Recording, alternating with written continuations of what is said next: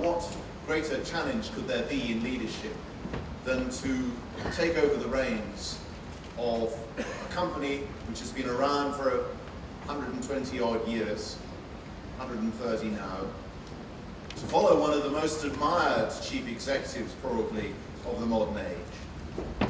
Well, that is what Jeff Immelt did when he took over nearly 10 years ago as the boss of GE, an extraordinarily diverse and vigorous company. And he's done it with success. He himself has become one of the most admired CEOs. You're going to talk to us about the way forward for business in a reset economy, Jeff. We look forward to hearing what you have to say. Please join us now. Thank you very much.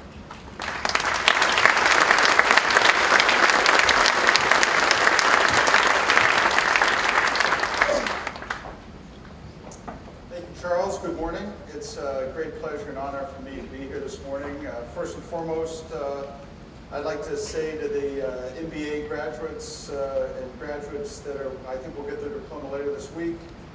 I graduated from business school in 1982. Interest rates in the U.S. were close to 20%. Unemployment was 14%. It all worked out. And, at times like these, it's always important to remember there's always times like these, and cycles happen, and it's not that bad. So I look forward to getting you out there. What I thought I'd do today is just talk a little bit about how do you lead a company at a time like this, and really cover four things. One is managing the cycle. The second is kind of what is a point of view about the reset. The third one is how do you think about renewal for a company like GE? And then the fourth is what does it mean from the standpoint of business leadership, and what should we all be thinking about as we look forward in the future? Frequently people want to quote the chairman of GE on the economy. CEOs aren't economists. A couple years ago, 4 or 5 years ago, I joined the board of the New York Fed. We don't allow anybody in GE to be on a for-profit board, but we encourage everybody to join a not-for-profit board. I joined the board of the New York Fed because I thought it would be easy and I would learn a lot. I have to say I've learned a lot. The easy part wasn't quite there. What I will say is that we were confronting 6 or 9 months ago both a financial credit crisis and an economic recession. In many ways, the capital markets have improved dramatically over the past 9 months. I would say we have almost a fully functioning capital markets, not quite yet, but getting pretty close. Behind that is a very tough recession. In the U.S., we had a negative GDP growth in the third quarter, negative 6% in the fourth quarter, negative 5 or 6% in the first quarter. The second quarter will likely be negative. So facing a very tough economy behind this credit crisis. Economists in the U.S. say that the economy will be positive by the fourth quarter of this year. I don't know. That's good enough for me. And in some way, shape, or form, in 2010 and beyond, we should be confronting economic growth. How robust it is remains to be seen. In order to get from through this credit crisis into a recovering economy, the governments around the world have had to do an incredible amount of stimulus. That has had a positive impact in the short term. What it means over the long term still remains to be seen.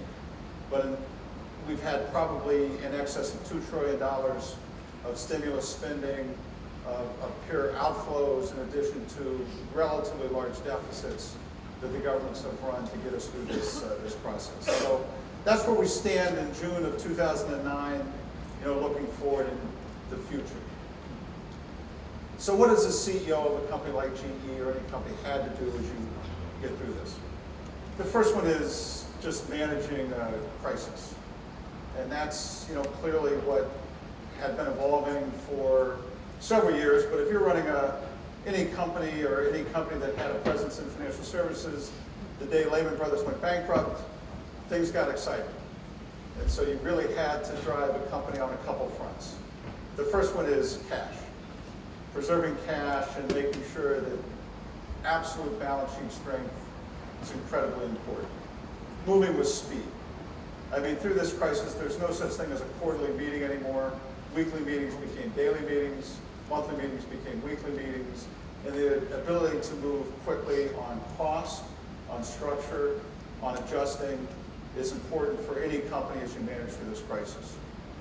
Third one, taking advantage of the opportunities that exist. You know, there are, by about October, November of last year, I didn't need any of my managers to give me presentations anymore saying things are slow.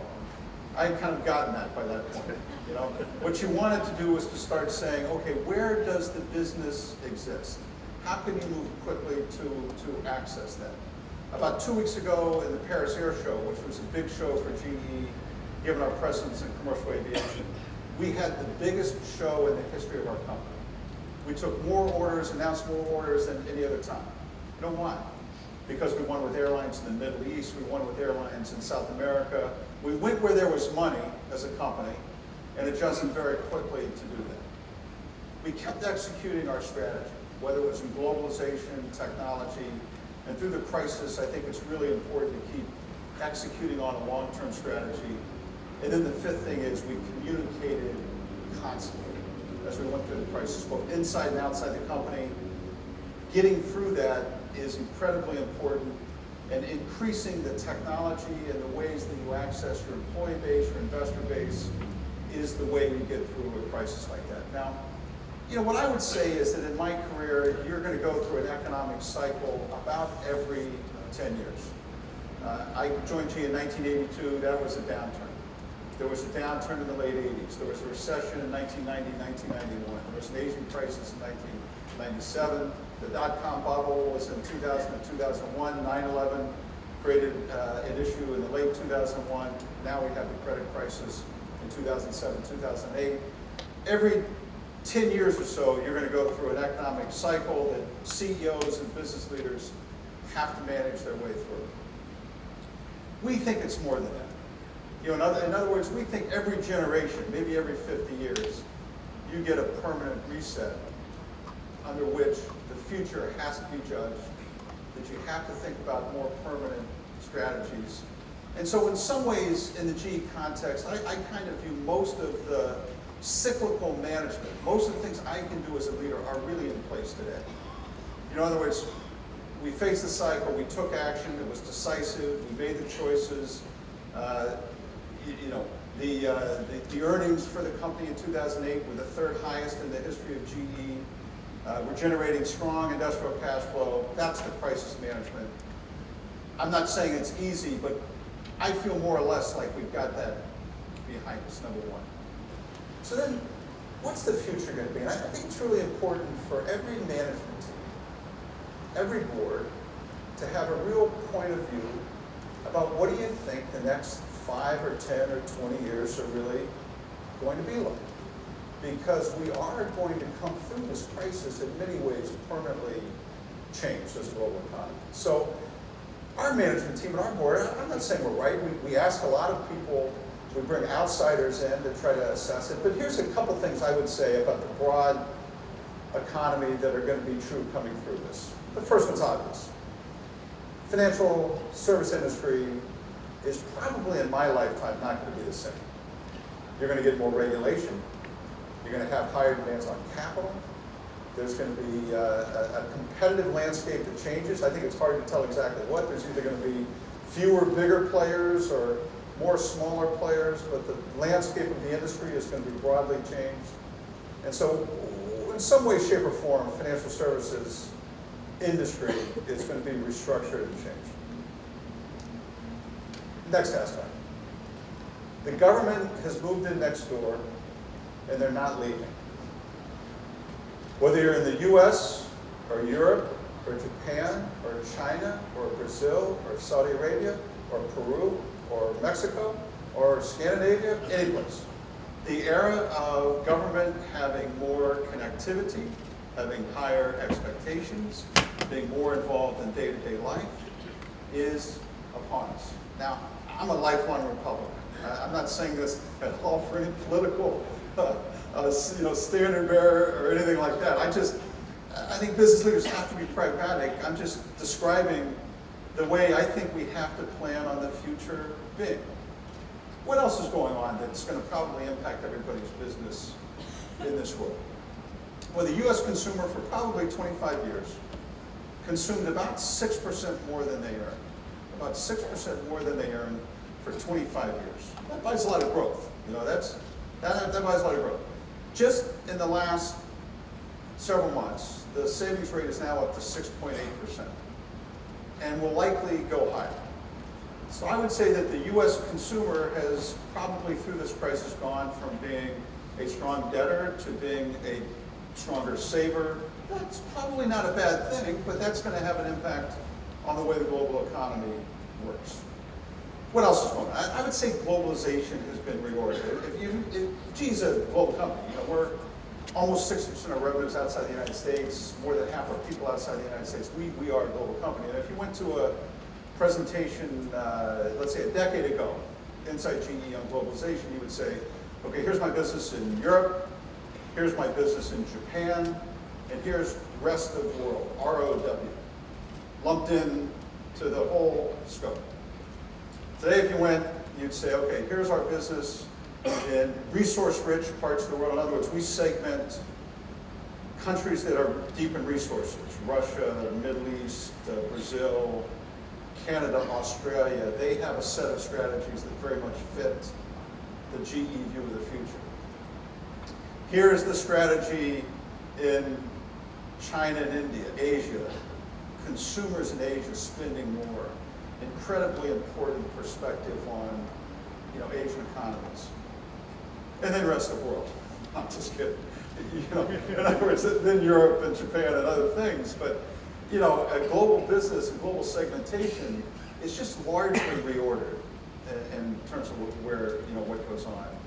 And then the last thing I think every company has to have in mind are what are the big seismic themes that are going to shape your company over time. By that I mean things like resource scarcity. You know, you should have a point of view on the long-term price of oil, the aging population. You know, big seismic themes are always going to shape, and you have to decide which one of those are going to be true and which one of those are going to be false in the future. I remember in early 2007 we brought in a consultant because one of the big themes of the previous 5 years had been excess liquidity. We brought in a consultant to say, how long can this excess liquidity go on? And the consultant said, for a long time.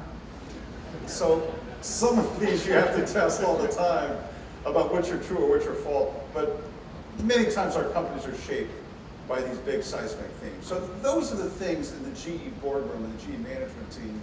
We want to always have simple truths, points of view on the future, things that are going to shape what I call the reset world. And how do you lead in a reset world? So first, manage the cycle. I'd say if you're sitting in this room and you don't feel like you've already got yourself in good shape of managing the cycle, you should leave this conference today and go back and get back to work. The second thing, top-down point of view on what you think the new world is going to be. What does the reset world mean in your organization? The third thing is you have to turn it into your own renewal. So when I think about GE, I say, okay, here's what's happened.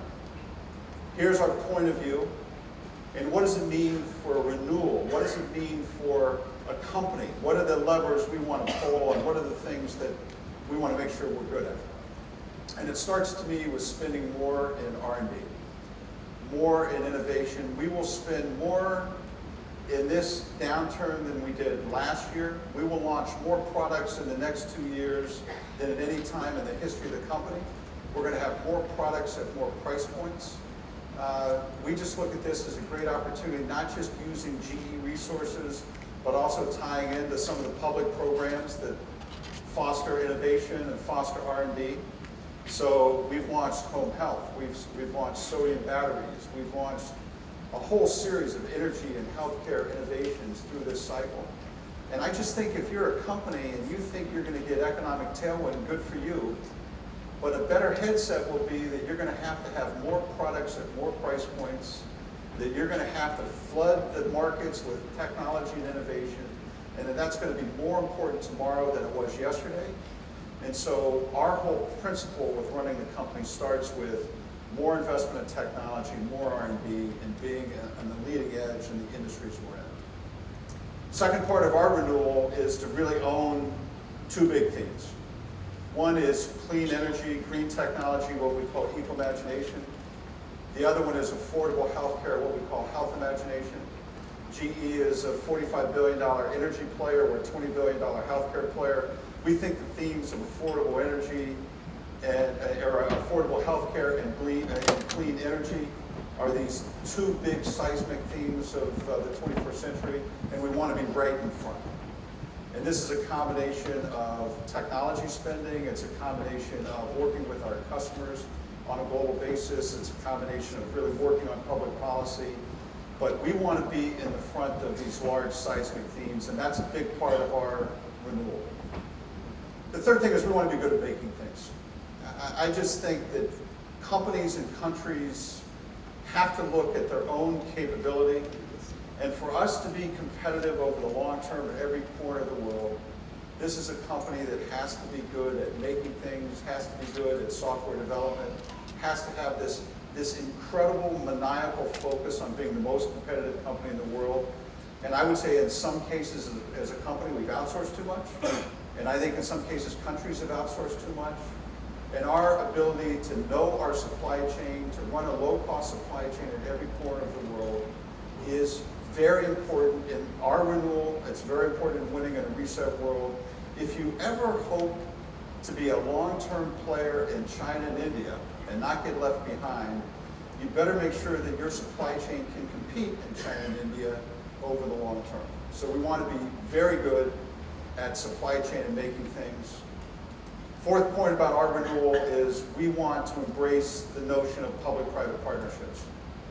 We really do see an opportunity in areas that are big in GE and the regions that we play in areas like transportation, healthcare, energy.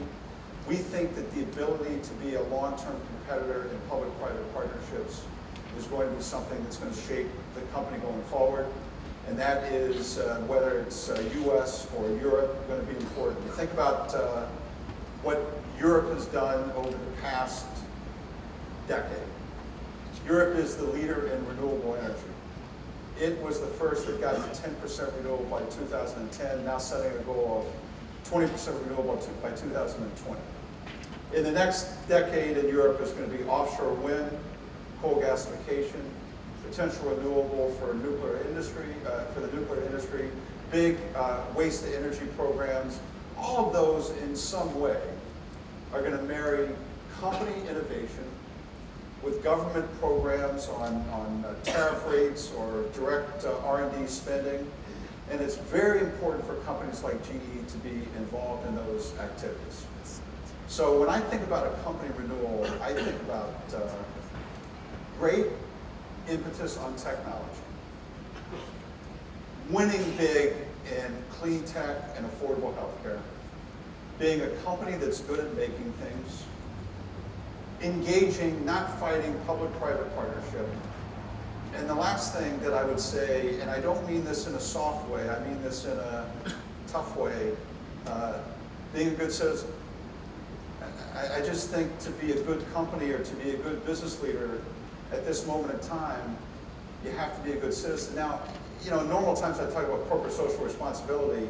That's important, but that's not really what I mean here today. What I mean first and foremost, the best way you're a good citizen is if you run a competitive company that focuses on long-term investment. That is the best thing you can do to be a good citizen.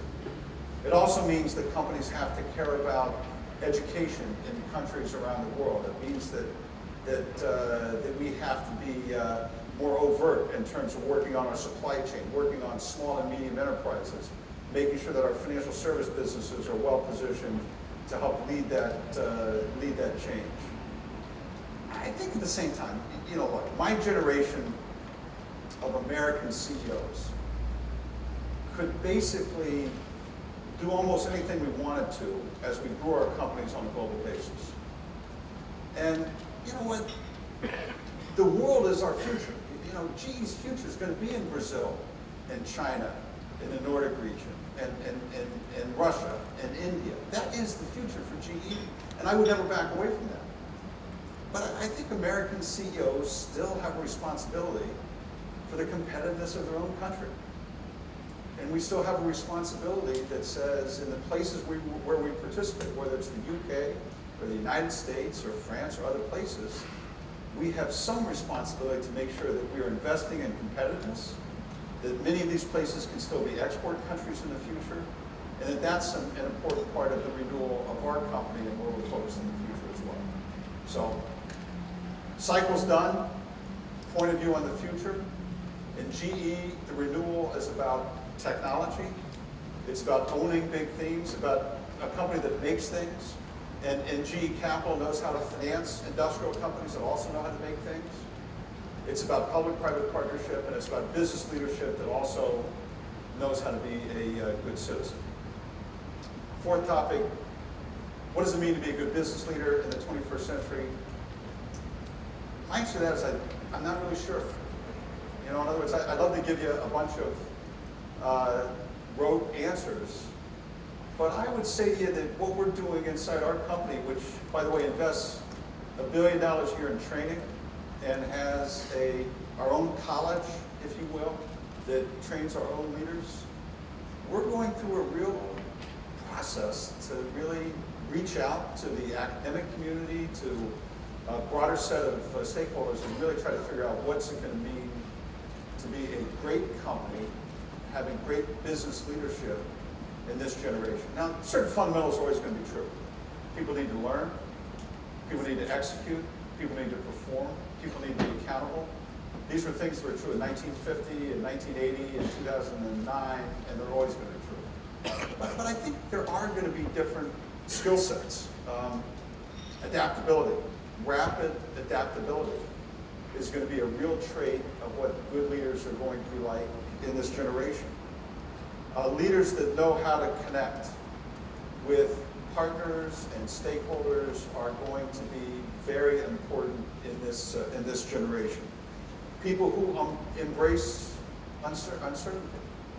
You know, what if the next 5 years felt exactly like it feels today? Exactly like it feels today. If you're not comfortable with some level of uncertainty, you're going to be pretty unhappy over that time period. So you want leaders that don't shy away from that, but leaders that can embrace uncertainty in that process. Mobilize everyone. There's no doubt in my mind that companies like GE are going to have to be more decentralized. We're going to have people that are closer to where the change is going on and make decisions and be responsible for their actions. And I think at a time when business has been faceless in the world, business is going to have to be more personal. It's going to have to be more personally engaging. It's going to have to be more willing to be transparent and open. And these are going to be many of the attributes of leadership in the 21st century. So, hope you're done with the cycle.